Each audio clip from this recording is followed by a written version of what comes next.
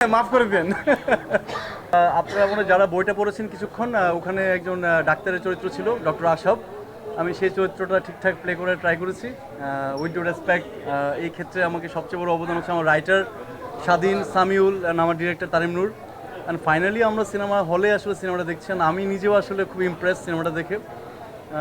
একটু আগেও একটা হলে গেলাম, সো সবাই খুব ইমোশনালি কানেক্টেড সিনেমাটাতে। সো আমি চাইবো যে সিনেমাটা যাতে অনেক দিন মানুষকে এভাবে আনন্দে রাখে আর কি। দর্শকের রিভিউ কেমন দেখছেন? আপনারা কেমন পাচ্ছেন? আমরা তো পাচ্ছি, মানে আপনি কেমন দেখছেন আমাদের? আমি তো দেখে অভিভূত।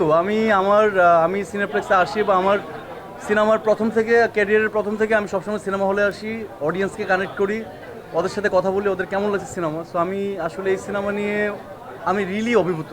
ওরা আসলে অনেক ইমপ্রেস, ওরা আসলে এই ফ্যামিলি ড্রামাটাকে কানেক্ট করছে এবং আমার মনে হয় যে এখন যে কথাবার্তা চলছে বাকি কাজটা ওরাই করছে। এখন পিরিয়ড হোক রেগুলার বা হেভি, প্রয়োজন মতো কনফিডেন্স আছে রেডি। Play with confidence. এই ধরনের কারণ আছে, কারণ লাস্ট ঈদে আমার সবচেয়ে বড় অডিয়েন্স হচ্ছে আমার আব্বু আম্মু, যারা সিনেমা খুব ভালো করে দেখেন এবং বুঝেনও ইনফ্যাক্ট। তো লাস্ট ঈদে ওনারা বললো যে এত মারামারি কাটাকাটি সামাজিক সিনেমা করো একটা। সো আমার মনে হয় যে ওনারাও সবচেয়ে বেশি খুশি হবে যে এই ঈদে আমি একটা ঠিকঠাক সিনেমা করেছি। আমার মনে হয় বর্ণনাথের ডিরেক্টর যদি আরেকবার সিনেমা বানায় ওইটাই ভালো লাগতো, এছাড়া বাকি যেটা বানাইছে সব ঠিকঠাক। শ্যামল ভাইয়ের কাছে যাই। প্রথমত হচ্ছে ওদের দুজনের সাথেই, ওরা বাংলাদেশের সবচেয়ে লিজেন্ডারি অ্যাক্টর। ওদের সাথে প্রথম আমার কাজ হয়নি, এর আগে 2-3 বার ওদের সাথে আমার কাজ হয়েছে, দেখা হয়েছে। ওরা গ্রেট, ওদের সান্নিধ্যে থাকা, ওদের কাছাকাছি থাকা, এটা যে কোনো অ্যাক্টরের জন্য অনেক বড় পাওয়া।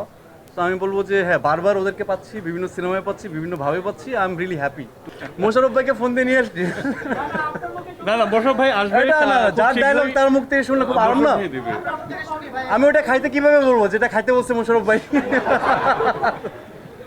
আমরা বিগত দিনেও দেখেছি কিন্তু মোশাররফ ভাই ছিলেন না, তো সেই ক্ষেত্রে কিন্তু আপনি একটু বলতে পারবেন। আমি নিজে মোশাররফ ভাইকে মিস করেছি।